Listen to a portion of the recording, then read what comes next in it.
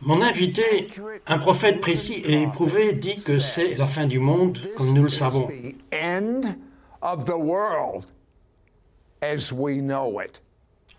Tout de suite.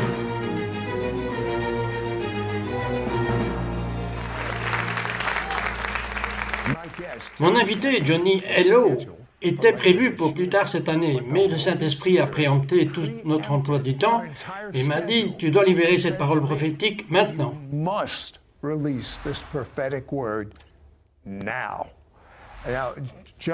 Maintenant, Johnny, vous êtes connu en fait dans le monde entier car vous aviez le premier livre sur les 7 montagnes.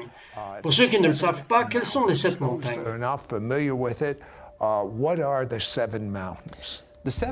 Les 7 montagnes sont les 7 principales sphères de la société. Ce sont les médias, l'éducation, le gouvernement, l'économie, la famille, les arts et divertissements, ainsi qu'une montagne de religion où traditionnellement nous pensons au ministère. Alors ce message, le mandat des 7 montagnes, est sur la façon dont nous avons une mission vers tous ces 7 domaines de la société où nous devons apporter le royaume dans ces domaines et pas seulement dans les bonnes réunions d'église. Eh bien, est-ce que tout le monde a une affectation à une de ces sphères d'influence en quelque sorte? Absolument, je crois que 100% ont une mission de Dieu, c'est certain. C'est fascinant, là où cela a commencé, vous en parlez au chef des nations, et vous avez changé les finances de villes entières, de pays entiers. Dites-moi brièvement quelques-uns des domaines que vous travaillez. Je suppose que le meilleur témoignage est la nation du Pérou. Mes parents y étaient missionnaires, et j'y suis né et j'ai grandi là-bas. Et il était connu pour son extrême pauvreté, 90% de taux de pauvreté extrême, pas seulement la pauvreté. Et le Seigneur nous a permis d'être catalytiques. Nous ne dirons pas que nous avons tout fait, mais je dirais que nous étions bien sûr catalytiques à la fois dans ce que nous avons déclaré et de vraies choses pratiques à découvrir, des mines d'or et d'autres choses comme ça, à mener la nation. C'est pratique. De 90% à 2,5% taux d'extrême pauvreté. Et j'ai été invité au Congrès l'année dernière et on m'a décerné un diplôme d'honneur pour mon service au Pérou. Mais ce n'est pas seulement le Pérou, votre enseignement est omniprésent dans de nombreux secteurs du monde, vraiment. Maintenant, vous êtes un prophète et au tout début du coronavirus, vous avez eu une incroyable parole prophétique qui vous a été donnée. Parlez-moi de ça.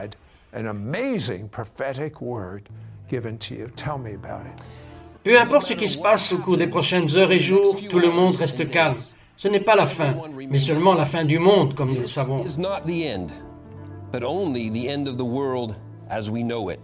Non seulement ce n'est pas la fin, mais c'est à peine le début de l'ère du royaume. À cet âge, l'Église apprendra que le roi et son royaume se rassemblent. L'Église a été dans une période de développement arrêtée, provoquée en essayant de quitter la planète avant de présenter le royaume. Nous avons pensé que le simple fait de parler du roi était suffisant, mais le roi est inséparable de son royaume. Cherchez d'abord le royaume.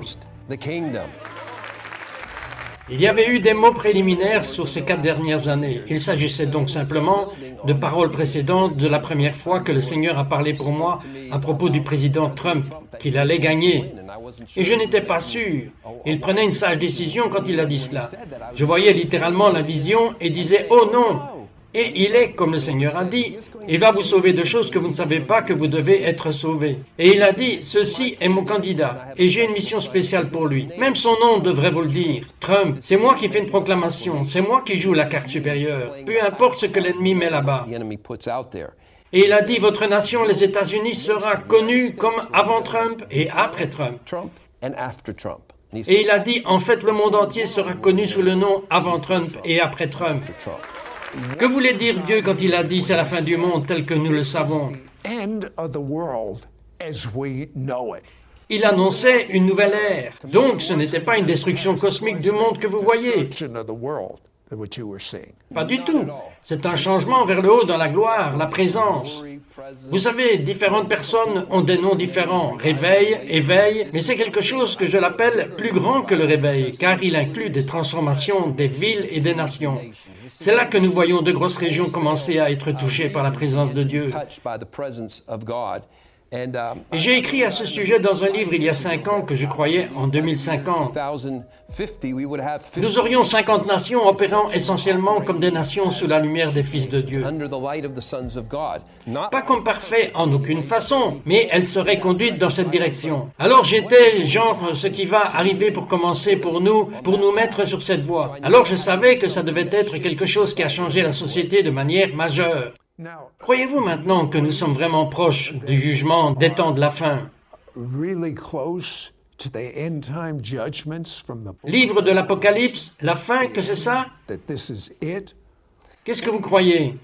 Non, je ne sais pas. J'ai fait une étude de chaque génération depuis l'apôtre Paul. Et chaque génération, lorsqu'il y a un défi, que ce soit une peste, une guerre ou quelque chose du genre, a essayé d'interpréter les derniers aspects qui sont dans les Écritures, compter la fin des temps. Ils ont essayé de les traduire et de les intégrer dans leur génération. Et ça a été faux. Et ça a été un faux précepte dans le concept, car Acte 3, verset 21, dit clairement, Jésus est retenu dans les cieux, il est tenu dans les cieux jusqu'à la restauration de toutes choses dites par ses serviteurs, les prophètes. Maintenant, ça ne nous dit pas, vous devez creuser ce dont parlent les prophètes. Eh bien, le prophète David, parce qu'il s'appelle le prophète, psaume 2, dit « Demandez-moi les nations et je vous les donnerai en héritage ». Ésaïe, le prophète, Ésaïe 60, 1 à 3, « Lève-toi, brille ta lumière est venue, la gloire du Seigneur est montée sur vous. Il y a des ténèbres profondes, mais le Seigneur se lèvera sur vous. » Il continue en disant « Les nations marcheront vers la lumière des fils de Dieu. » Le prophète Habakkuk 2, verset 14, commence à parler d'un jour. Il dit « La connaissance de la gloire de Dieu remplira la terre comme les eaux recouvrent la mer. » Quand vous commencez à assembler même ça avec Ésaïe 60, vous vous levez, vous brillez, vous réalisez qu'il n'y a aucune grande gloire d'avoir à nous retirer et alors d'apporter sa gloire. Son histoire devient passionnante quand sa gloire peut être vue sur ses fils et filles se lever et briller. C'est pourquoi Jésus a continué le thème « Vous vous levez, vous êtes le sel de la terre, vous êtes la lumière du monde ». Dès son premier message, il cherche des fils et des filles qui collaboreront avec lui pour révéler son royaume à la société. Eh bien, c'est très différent de ce qu'est la théologie du temps de la fin de la plupart des gens. En fait, je connais des gens qui ont dit « Eh bien, Jésus vient bientôt. Je ne vais plus aller à l'université. Je ne vais pas me lancer en affaires. J'ai toujours voulu être dans les films. Je ne vais pas me tromper avec ça. Tout ce que je vais faire, c'est vivre pour Jésus. » Mais ils n'accomplissent pas grand-chose de leur vie. Parlez à quelqu'un comme ça. Eh bien, je voudrais juste vous dire, j'étais l'un de ceux-là. Je me souviens avoir eu 13 ans et il m'avait convaincu. Vous connaissez les 10 cornes de l'Apocalypse, les 10 nations européennes, et j'ai 13 ans et je suis comme dingue. Je n'aurai même jamais la chance de me marier. Et je me souviens non seulement de ça, mes amis de ces jours-là, vous savez, c'est il y a plus de 40 ans. C'était la croyance en cours. Nous n'avons pas le temps de faire quoi que ce soit. Nous n'avons pas le temps, comme vous dites. Les études, nous n'avons pas le temps de poursuivre des rêves pour construire quelque chose de durable. C'est pourquoi il y a eu une sorte de marque micro-ondes du christianisme où tout doit arriver dans les prochains mois parce que Jésus va venir trop tôt. Eh bien voilà, je suis maintenant marié depuis plus de 32 ans, donc je ne l'ai pas fait. Il n'y avait vraiment pas besoin de paniquer comme je l'ai fait. Mais cela a été répété encore et encore, parce que nous avons essayé de nous intégrer. Je l'appelle un end-time ISIS. C'est un virus de l'ennemi qui cherche à nous empêcher d'accomplir notre mission. Donc ce que vous dites, ce n'est pas une date précise, c'est une mission spécifique. Maintenant, Johnny a une parole de Dieu qui va totalement effacer, détruire totalement votre peur du coronavirus pour ceux qui vont suivre cela. Je reviens tout de suite.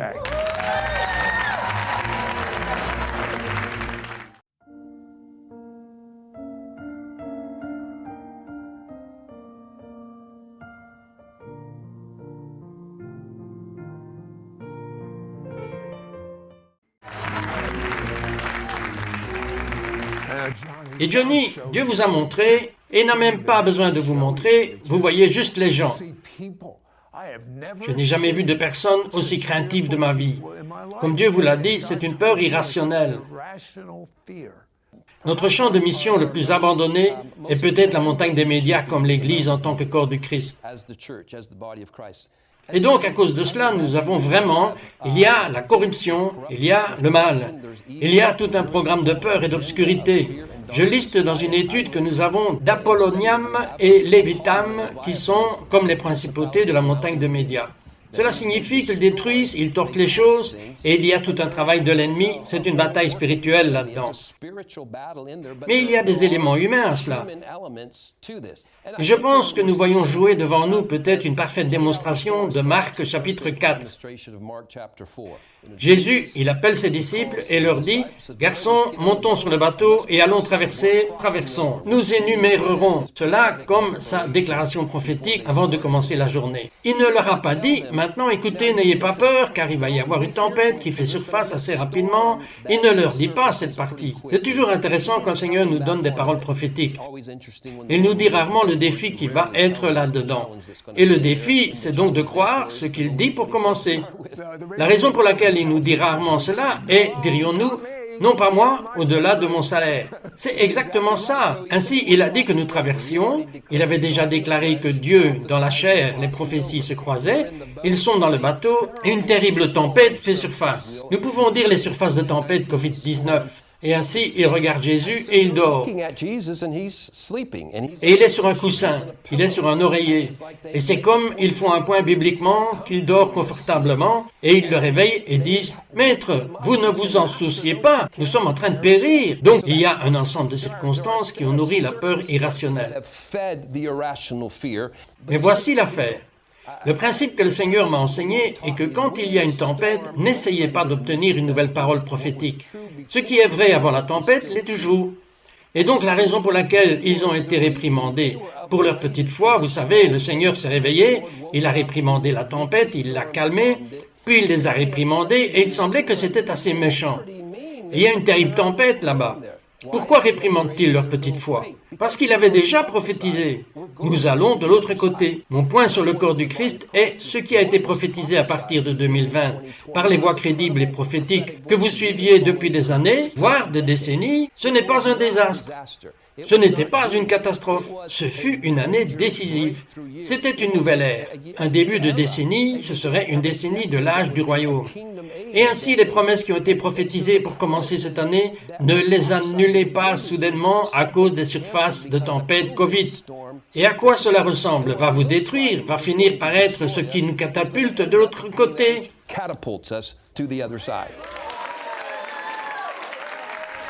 Dieu vous a emmené au livre de 2 Chroniques 20-20. Qu'est-ce que ça dit?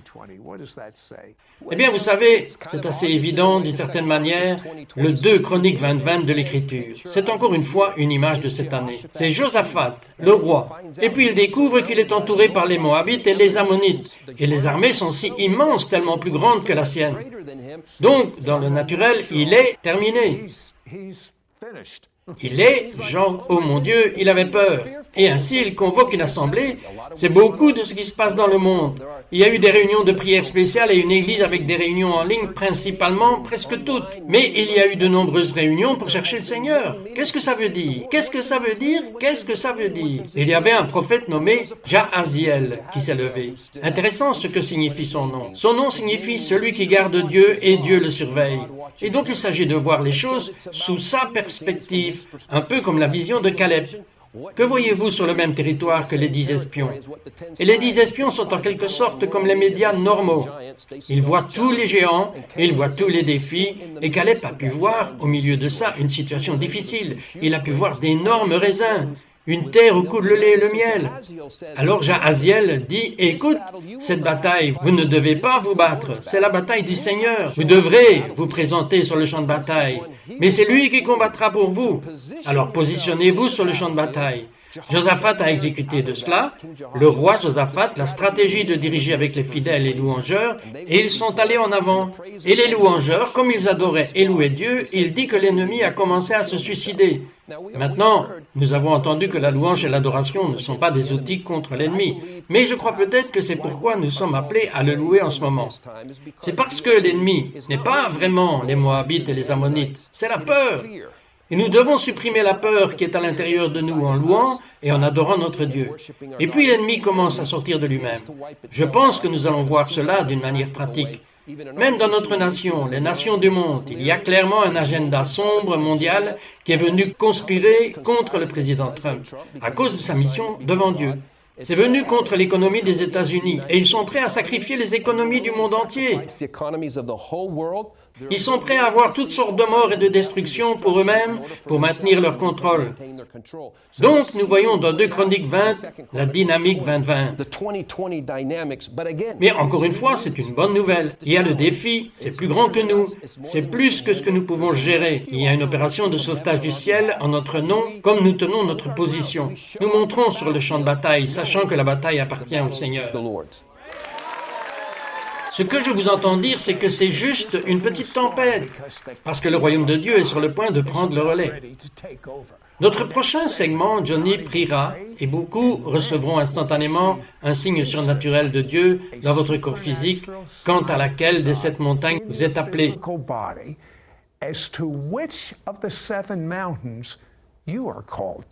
À tout de suite.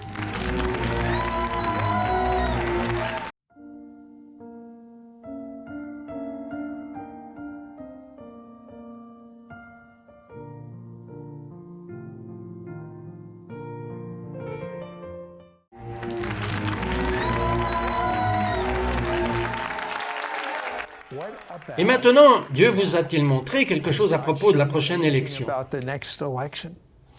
Oui, je crois qu'il va gagner. Le président Trump va gagner. Et je crois que le Seigneur m'a donné 3 différents scénarios. C'était bizarre. Les chiffres étaient 51%, 57%, 71%. Cela pourrait être une avalanche absolue ou cela pourrait être tout juste, en fonction de la façon dont ces enfants vont participer. C'est pourquoi nous devons nous élever et briller. Quand vous dites participer, parlez-vous de vote? Parlez-vous de prier? Qu'est-ce que vous dites?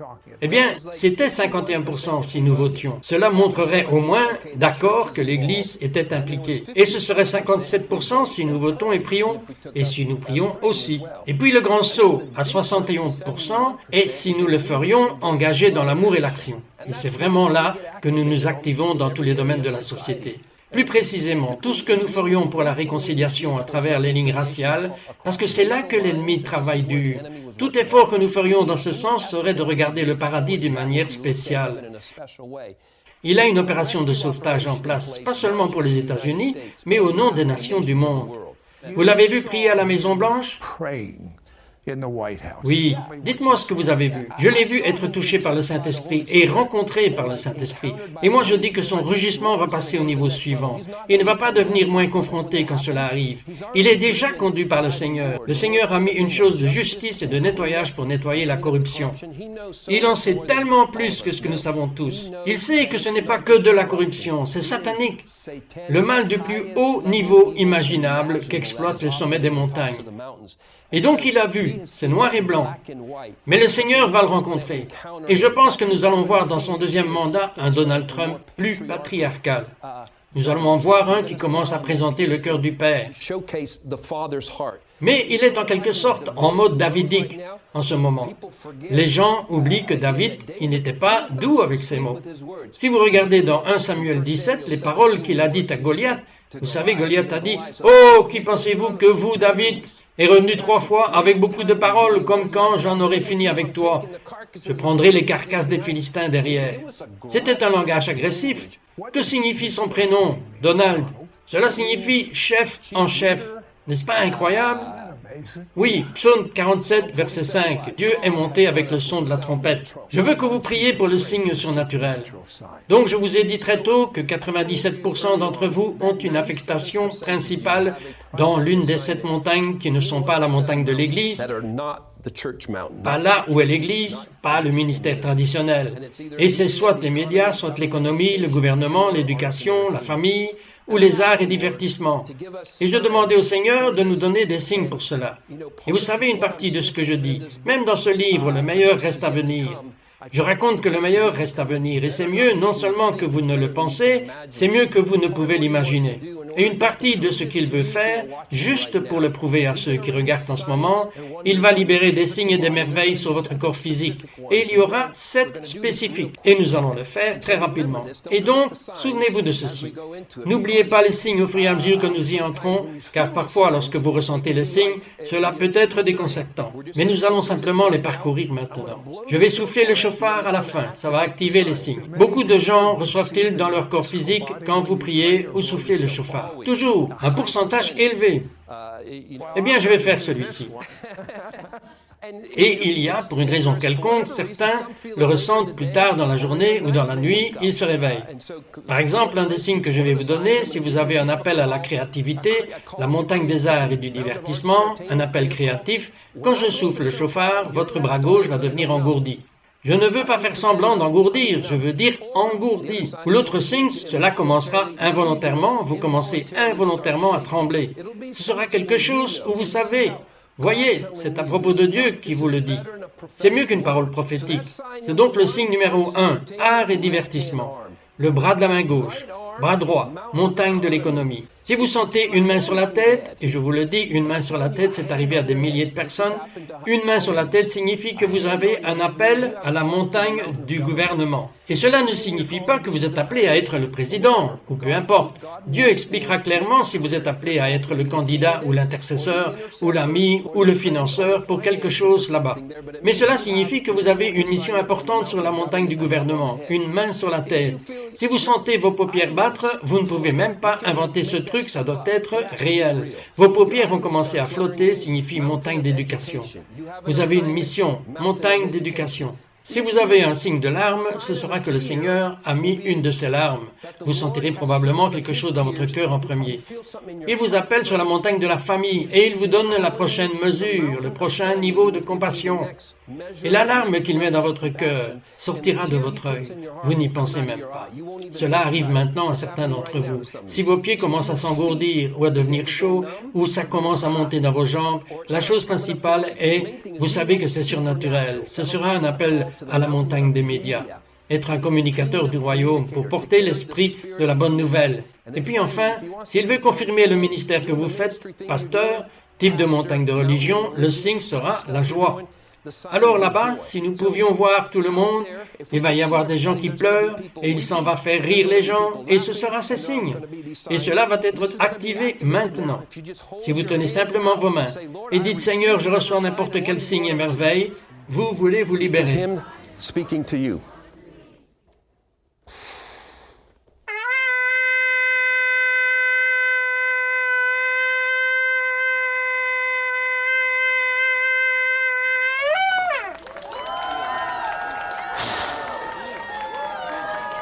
Thank you, Lord. Thank you, Lord. Merci Seigneur, recevez-le juste un instant. Waouh, c'est difficile de l'arrêter. Merci Seigneur d'avoir relâché ces signes au nom de Jésus.